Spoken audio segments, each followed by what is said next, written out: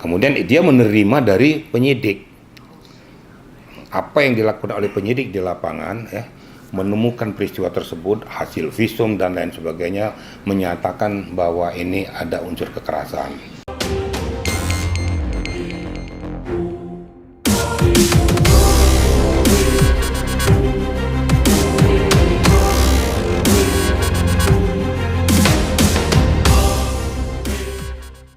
Selamat sore Pak Riki, belakangan ini kan lagi ramai nih terkait Majelis Hakim Pengadilan Negeri Surabaya yang memvonis bebas Ronald Tanur.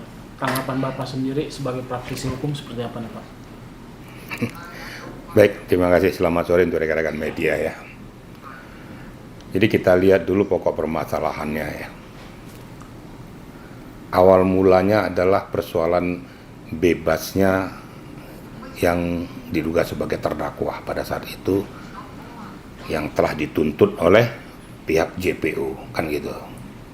Dan tentu JPU itu menyajikan ke pengadilan berdasarkan bukti permulaan yang cukup, saksi-saksi, ahli dan lain sebagainya tentang terangnya peristiwa tersebut.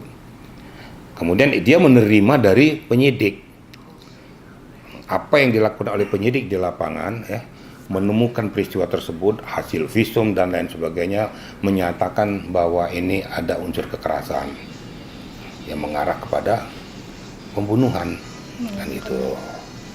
Kenapa? Berdasarkan CCTV yang dilihat ada bekas lindasan juga tangannya. Jadi bukan hanya gara-gara overdosis. Itu menurut penyidik ya.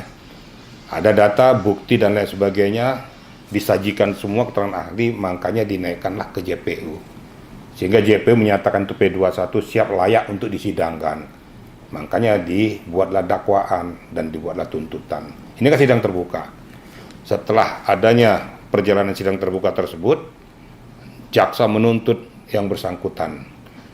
Namun di akhir pertimbangan hakim menyatakan itu bebas murni. Karena yang bersangkutan ditenggarai meminum minuman beralkohol tingkat tinggi yang cukup banyak sehingga dia overdosis menyebabkan kematiannya. Kan gitu kira-kira yang menjadi pokok permasalahan sehingga dia dibebaskan. Tidak ada relevansinya dengan Tanur. Namun kalau saya sebagai praktisi, sebagai pengacara dan sebagai orang yang dulunya pernah menyidik juga berpikir begini. Korban Dini ya, dengan Tanur jalan bersama-sama. Kemudian melakukan suatu kegiatan yaitu dengan menenggak minuman yang beralkohol. Berarti Dini dan Anur ini sama-sama minum. Sama-sama minum minuman keras yang berakibat katanya mengakibatkan matinya si Dini. Jadi pokok pertanyaan, apakah Dini tunggal dia minum beralkohol tinggi? Berarti kan ada Tanur di situ, juga ikut bersama-sama minum. Berarti dengan matinya Dini kalau dikatakan karena minum menenggak alkohol tinggi, berarti ada peran aktif daripada si Tanur juga. Kan dia turut serta melanggengkan kematiannya Dini. Kalau saya berpikir logika begitu. Nah, berarti kalau ada benang merah, pasti ada benang merahnya dong bersama-sama kok mereka. Nah, kebetulan aja kuatnya si Tanur ini dia nggak sampai dengan overdosis seperti itu. Tapi kalau kadar minuman yang diminum saya yakin lebih banyak Tanur daripada Dini. Tapi Dini tidak kuat ya mengakibatkan dia meninggal dunia. Kalau dikatakan tidak ada peran daripada Tanur itu ya bullshit. Pasti ada peran sertanya. Peran sertanya melanggengkan peristiwa itu sehingga mengakibatkan matinya orang lain. Apakah itu ada unsur kesengajaan, apa itu kelalaian, tapi faktanya dia bersama-sama melakukan tindakan tersebut. Nah, kita lihat lagi benang merahnya bahwa peristiwa itu sudah terjadi, ada hasil CCTV yang menyatakan itu. Ya. Hasil CCTV itu menyatakan bahwa dia kena tindakan kekerasan, yaitu tangannya dilindas daripada mobil tersebut. Nah, karena mereka berdua. Nah, di dalam ceritanya katanya Tanur masih membawa ke rumah sakit supaya pertolongan pertama dilakukan masih hidup. Lah, karena melihat kondisinya sudah kritis itu ya pasti takut dan jadi ke rumah sakit. Kemudian hasil visum mengatakan memang ada minuman beralkohol tinggi yang masuk memenuhi jantung dan paru-parunya sehingga tidak kuat, mompa lagi ya meninggal dunia. Ini mungkin pijakan daripada pertimbangan hakim mengatakan dia bebas murni. Tapi kalau hemat kita sebagai praktisi hukum, orang yang mengerti paham tentang ilmu logika, kayaknya nggak kena gitu loh. Jadi nggak pas lah. Tapi itu sudah diputuskan inkrah. Nah, kalau saya sebagai orang hukum, saya menghormati itu, tapi saya anggap suatu ada hal-hal yang janggal dalam keputusan tersebut. Kok bisa seperti itu? Nggak usah lah dulu gara-gara, katakanlah dia gara-gara overdosis. Tapi menyebabkan dia overdosis siapa? Kan ada peran sertanya Tanur di situ. Maka saya katakan tadi, kematian itu turut serta dia melanggengkan bersama-sama, mengakibatkan matinya dia. Nah, ini yang harus betul-betul ditelisik oleh hakim di dalam memberikan suatu pertimbangan putusan. Itu menurut hemat saya, ya. Pak, berarti bisa disebut hakim ini gagal memberikan keadilan? Saya tidak mau mengatakan gagal memberikan keadilan, karena itu pertimbangan hakim. Namun, pertimbangan kita sebagai orang awam dengan ilmu logika kira kurang ngepas. Jadi saya harus bisa membedakan mana yang saya katakan memang layak, mana yang tidak layak. Kalau saya sebagai orang awam yang melihat situasi itu mengatakan kurang pas, apalagi saya adalah seorang penyidik, ya, mantan penyidik, saya adalah praktisi hukum, saya juga adalah seorang pengacara, mencermati dari sisi risalah ini, kayaknya kurang pas untuk dijatuhkan bebas murni dia. Kan saya sudah cerita terdahulu, nggak usah lah dulu gara-gara apakah dia dianiaya dan lain sebagainya, turut jadi menyebabkan matinya dia. Kalau ditindas tangan nggak mungkin mati dong, kan gitu. Nah, tapi karena overdosis, ya kemungkinan besarnya bisa mati.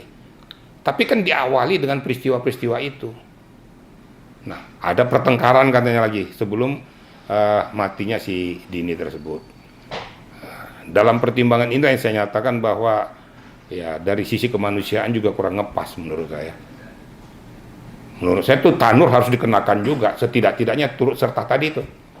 Ikut dia melanggengkan kematian daripada Dini. Kenapa bersama-sama? Kenapa dia tidak melarang Dini sampai overdosis? Nah, berarti kau juga nggak benar. Karena kau juga minum minuman keras sampai overdosis juga. Nah, tapi Dininya mati, dianya masih hidup. Alasan pembenarnya di mana untuk membebaskan dia? Ya setidak-tidaknya adalah kenapa unsur kesengajaan, kelalaian dan sebagainya mengakibatkan matinya si Dini. Itu menurut hemat saya, ya. Pak, tapi dalam kasus ini si hakim bisa nggak sih Pak diperkarain dan siapa yang pantas atau berhak untuk melaporkan si hakim tersebut dalam kasus ini? Begini, siapapun umpamanya satu pemerhati perempuan, ya, yang merasakan bahwa dari segi dari organisasi ya di bidang kewanitaan layak untuk melaporkan. Saya dengar juga teman saya ya, itu kemudian rekan saya tuh dia Pitaloka, kebetulan anggota DPR, menyuarakan ini kepada itu suatu hal yang betul-betul bagus agar betul-betul tegaknya hukum itu dilakukan ya. Kenapa sampai terjadi peristiwa ini? Sehingga karena dia mentang-mentang wanita tidak mendapatkan perhatian atau atensi yang benar. Itu yang pertama. Yang kedua, ya kuasa hukumnya. Yang ketiga, keluarganya yang tidak menerima peristiwa itu. Karena tidak sesuai dengan fakta persidangan menurut hemat mereka. Nah, menurut hemat saya juga bahwa ini lakukan aja upaya banding. Berikan hukumnya, berikan fakta-fakta yang sebenarnya bahwa keputusan hakim pertama tidak pas. Kami mohon keadilan. Karena kalau kita bilang diulangi lagi sidang nggak mungkin. Yang ada adalah banding untuk pengadilan tinggi untuk memutuskan untuk mendapatkan suatu keadilan dan berkeadilan. Itu menurut hemat saya seperti itu. Pak, CCTV dan visum ini kan sudah jelas nih. Apakah diduga hakim ini mengabaikan barang bukti tersebut, Pak? Nah, ini perlu pembuktian ya. Karena saya tidak melihat, saya tidak mengatakan mengabaikan pembuktian. Tapi namun menurut hemat saya walaupun dikatakan ini tidak ada bukti atau katakan mengabaikan pembuktian, dari segi yang saya ceritakan tadi pun sudah layak dan pantas untuk dijatuhi hukuman dia. Nah, kalau dijatuhi bebas murni menurut saya itu ya kurang manusiawi juga ya. Kurang manusiawi karena dia turut berserta bersama-sama. Kalau pembuktian-pembuktian lain itu kan mengikuti. Nah, visum apalagi visum dikuatkan bahwa ternyata memang ada kelebihan alkohol dalam tubuhnya sehingga tubuhnya tidak bisa menerima itu mengakibatkan kematian. Mungkin bukti-bukti yang lain. Tapi CCTV itu kan jelas juga, kan melihat peristiwa itu. Hanya kan hakim mungkin mempertimbangkan penyebab kematiannya. Ya oke lah, penyebab kematian itu adalah karena overdosis.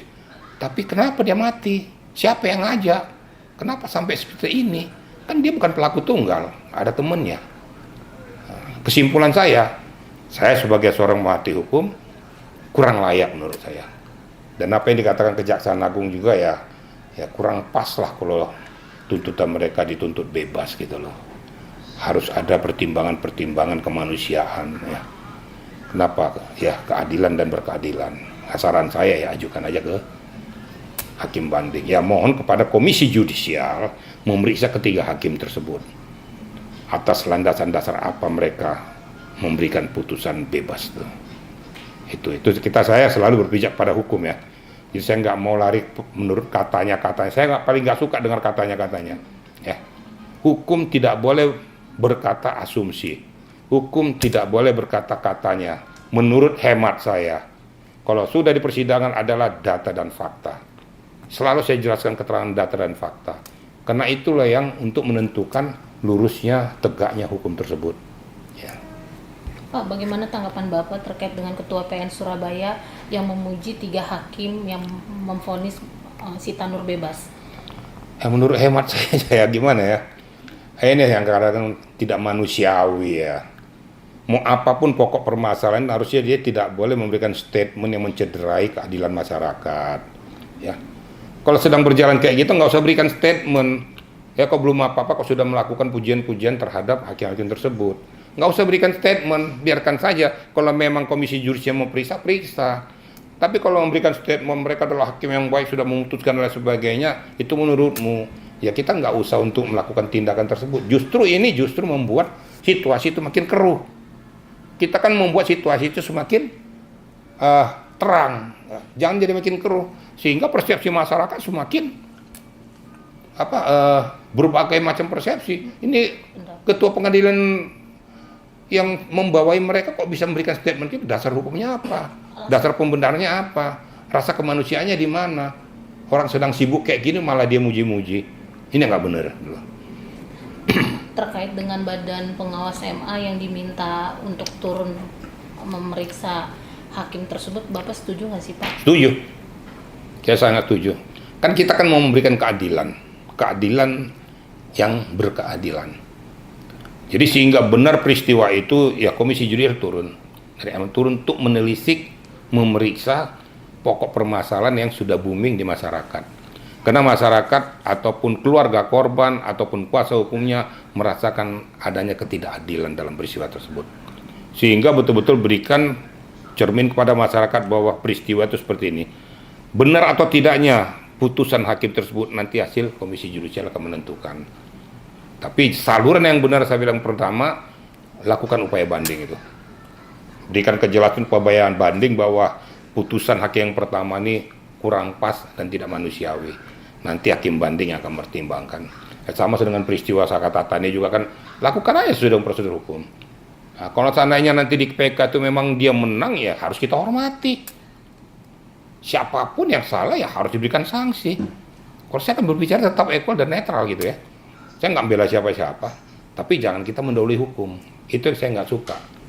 Hukum jalanan itu yang paling saya benci, sehingga masyarakat diberikan sajian dengan keterangan-keterangan yang tidak memenuhi koridor hukum. Nah, nanti mudah-mudahan dalam hakim banding ini bisa kita temukan keadilan yang berkeadilan tadi. Nah, saya appreciate lah dengan Ibu Dia Pitaloka ya, Rika Dia Pitaloka. Orangnya lugas itu ya. Saya tahu siapa orangnya. Cukup jernih dalam berpikir dan betul-betul memang harus menyuarakan suara daripada keadilan, daripada sisi kemanusiaan dari organisasi perempuan. Ya, mungkin itu kira-kira keterangan saya ya. Pak, terakhir Pak, kalau bila mana hakim itu terbukti salah dalam memberikan keputusan, biasanya sanksi atau hukuman yang diterima itu copot dia sebagai hakim atau memang ada sanksi seperti hukuman atau gimana sih Pak? Itu nanti tergantung kepada domainnya pengadilan, domainnya hakim ya. Saya nggak boleh mencampuri masuk ke koridor itu. Tapi ya kalau menurut hemat saya, pernah yang terjadi itu adalah mungkin si hakim itu akan dinonaktifkan. Dinonaktifkan, tidak bisa megang palu dulu, karena telah melakukan tindakan yang tidak sesuai dengan etika prosedur hukum dan keadilan. Tapi namun apapun itu, kita nggak boleh kembali lagi bahwa itu adalah urusan internal mereka. Urusan internal mereka tidak boleh kita mencampuri bahwa kita akan pecat itu hakim. Kita tidak punya hak. Tidak punya hak suruh pecat itu siapa segala macam, hakim menentukan. Kita hanya memberikan suatu masukan. Masalah mau diapakan nanti hakim-hakim tersebut adalah kewenangan daripada pihak pengadilan ataupun pihak Mahkamah Agung. Itu yang saya katakan. Namun demikian kita perlu memberikan masukan bahwa tolong hakim-hakim tersebut sudah tidak manusiawi lagi karena memberikan keputusan seperti ini. Menurut kita ya, nanti hakim yang akan menentukan atau atasannya pun yang akan menentukan benar atau tidak, layak atau tidak dijatuhkan sanksi.